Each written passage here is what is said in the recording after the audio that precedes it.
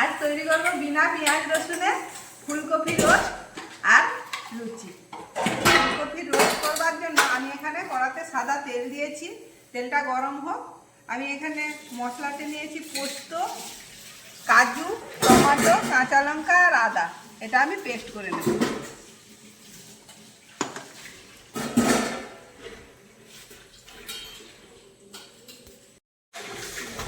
তেল গরম হয়ে গিয়েছে। আমি তেলের উপরে সামান্য একটু নুন দিয়ে দিলাম, তাহলে তেলটা ছিটকাবে না। এবারে আলুগুলো এক এক করে ভেজে নেব।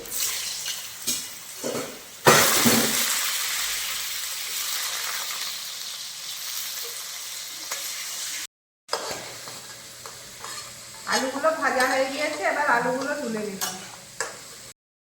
ওই একই তেলের উপরে আমি দিয়ে দিলাম এই টুকরো করে রাখা ফুলকপিগুলো। ফুলকপিগুলো আমি কেটে ধুয়ে রেখেছিলাম।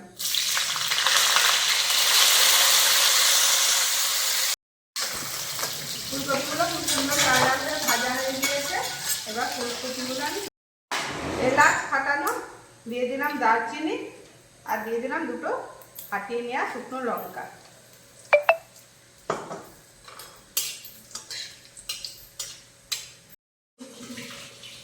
ফোড়ন থেকে খুব সুন্দর গন্ধ বেরিয়ে গিয়েছে। এবার দিয়ে দিলাম আদা, কাঁচা লঙ্কা, পোস্ত আর কাজু বাটা আর টমেটো।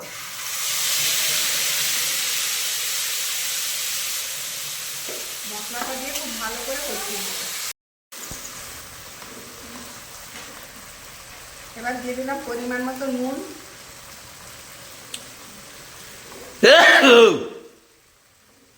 ধনে জিরে গুঁড়ো। আমি কাঁচা লঙ্কা দিয়েছি, অল্প একটু শুকনো লঙ্কা দিলাম।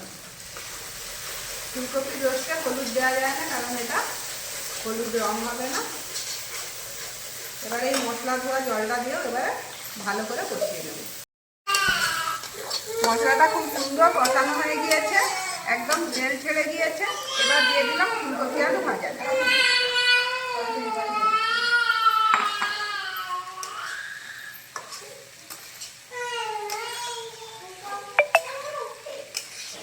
আলুটা মশলার সঙ্গে খুব ভালো মতো মিশানো হয়ে গিয়েছে।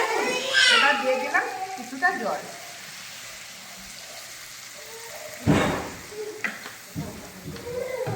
এবার এটা ঢাকা দিয়ে সিদ্ধ হতে দেব।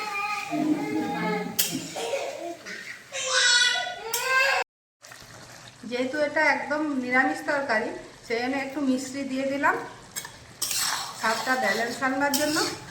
আর দিয়ে দিলাম এটা ড্রাই রোস্ট করা মেথি পাতা। আর দিয়ে দিলাম অল্প একটু গরম মশলা আর ধনে পাতা কুচি। রেডি হয়ে গেল আমাদের ফুলকপি রোস্ট।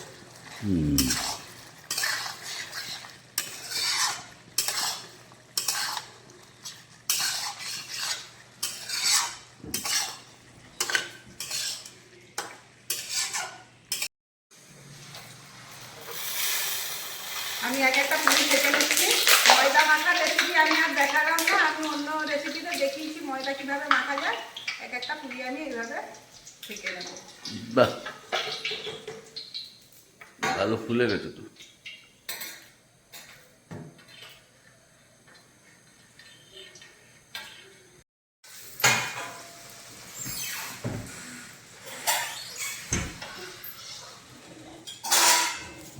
ঠিক একইভাবে আমি পুরিগুলোকে এইভাবে ছেঁকে নেব।